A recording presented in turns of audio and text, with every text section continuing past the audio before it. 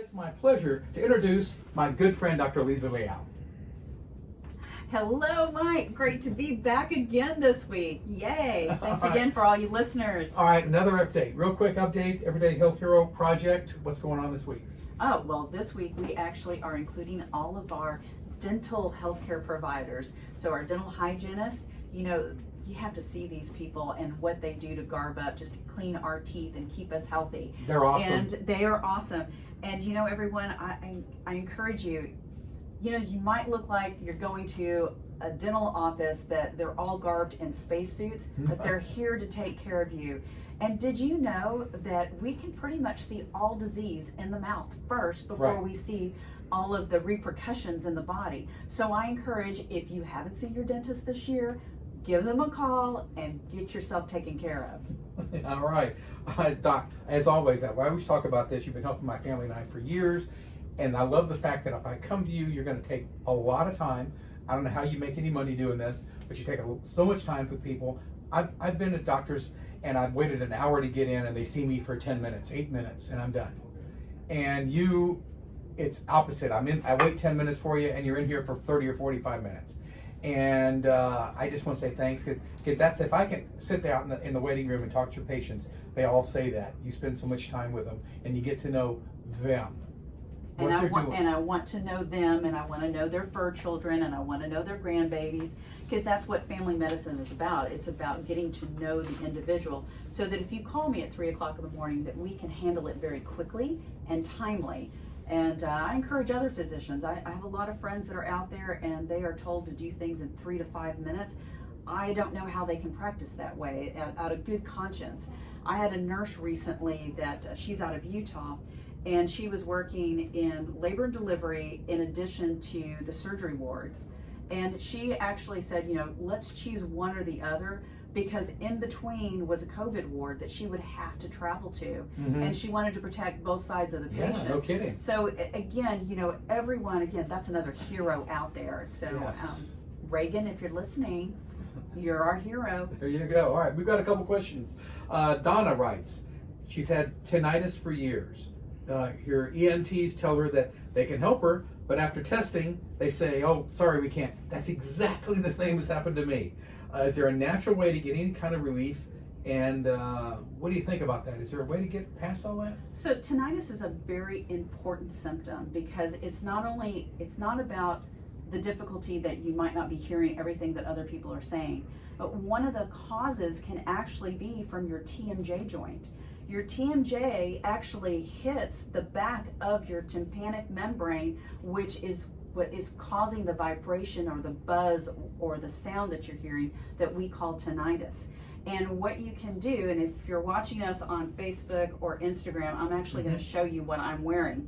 And can't see it, I can talk through it. And this is called a little device that most people know it as a device that they would call it a sleep guard, but it's not a sleep guard. This is an orthotic for my teeth, so that my TMJ joint has a 4 to a 6 to an 8 millimeter break, so that my joints are relaxed. So when you tense up, you tend to grind your teeth, and when you grind your teeth, you lose closure, and we call that a malocclusion. It's a big word, and dentists know all about it. And that's where people will have the symptom of tinnitus.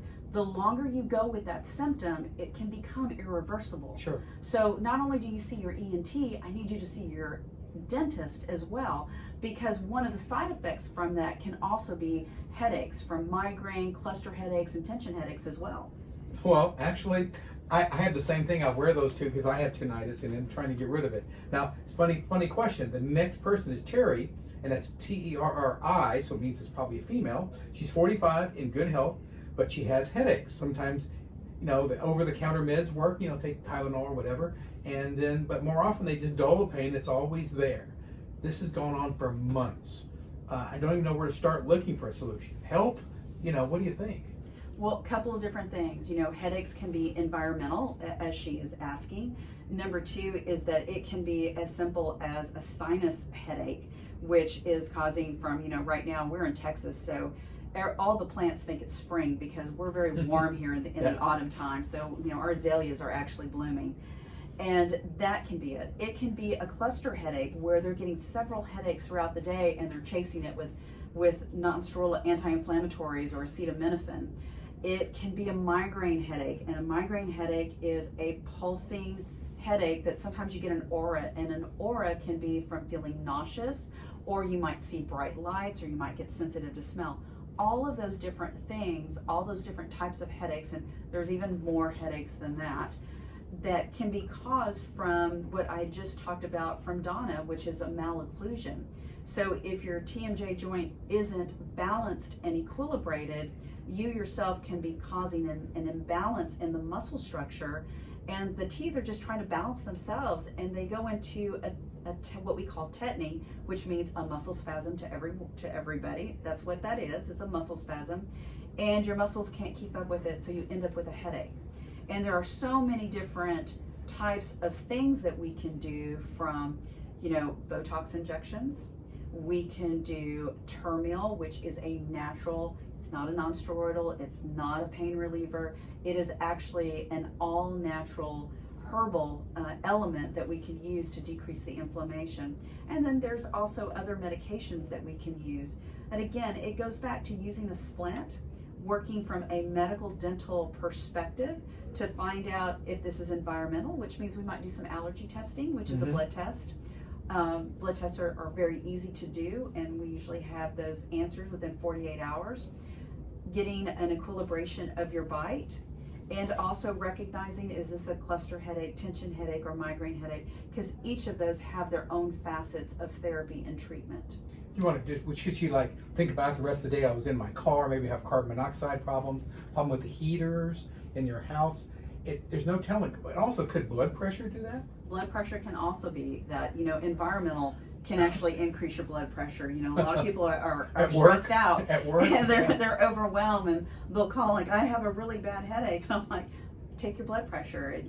It could be a lot higher. If it's in the 150s and 160s, your doctor needs to look at that. And as my patients, when they go through something quite traumatic at work, they're calling, and we can talk them through it. We have their medication list at the drop of a button, now with computers, so that we're able to talk through them and really go through that. And the other part of that, sweetheart, is that we can actually do just meditation. Meditation has shown to decrease your blood pressure 10 to 20 milligrams of mercury. I mean, that's significant. Just chill, huh? Just chill. Everybody think of that pretty place in your head, whether it's a beach, whether it's the snow caps, whatever that is, and just take some deep breaths. I will share with patients, I always take the blood pressure at the end of the visit, because they're usually a little anxious when they come to see me, or they're talking about what's going on. They used to call that white coat syndrome. They still do that?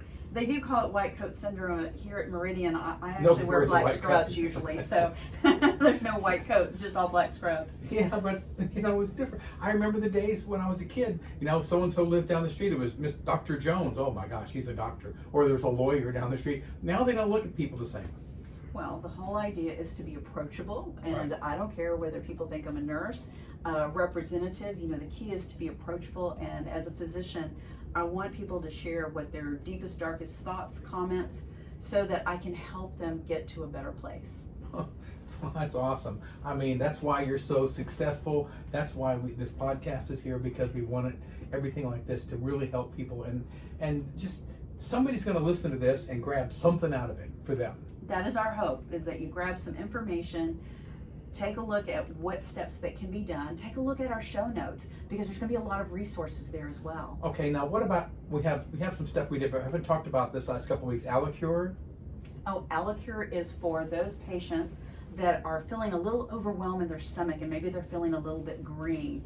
And the key with it is there's two types. One is a liquid, which you can drink, and in 15 seconds you're going to feel relief. It works? It works. And there's also a capsule for those who might be traveling and it might be difficult to take more than 4 ounces. So there's a capsule as well that is Allicure. They also have a joint product that helps to decrease inflammation and cause those joints to get to a place where they're not uncomfortable Sometimes anymore. wintertime will kill people's joints. I mean, mine too. I mean, yes. I'm just, oh my gosh. Summertime, it's maybe not so bad.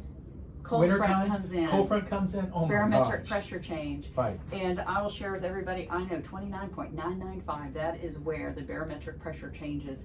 And I'll start getting patient calls, and they're like, whether it's a headache or it's a joint discomfort. Some patients can tell me if it's going to rain or if it's going to snow. Obviously, here in Houston, it's only snowed twice in 100 years. So, but again, there are options to do that. And using AlloCure, what's beautiful about aloe is that it's also a natural anti-inflammatory and a natural autoimmunomodulatory. So in other words, if you have a lot of inflammation in your body, it's going to help to decrease it. That will even help, because being in Texas, we always take the aloe vera plant, cut it up, and use it for sunburns, or if you burn yourself in your kitchen or stuff. Everybody's got to have an aloe plant at home somewhere. That's right. It's usually in the kitchen. Usually in the kitchen. Okay, folks, we're out of time. I want to thank Dr. Leal for taking the time to help us on our path to better health. Thank you. Thank you. All right, now remember, folks, if you have a comment or question for Dr. Leal, send the comments to info@everydayhealthhacker.com. The good doctor will be happy to answer all of your questions. Even if we don't use them on the podcast, you're going to get an answer. So that's great. So on behalf of Dr. Liza Leal, the great staff of the Meridian Medical Institute, our producer, Jack McCraw, thanks, Jack, and myself, I want to thank everybody for listening to the Everyday Health Hacker podcast, and we really hope you subscribe. Look for us on social media and our website, everydayhealthhacker.com. I'm Mike Herzing. As always, have a great week.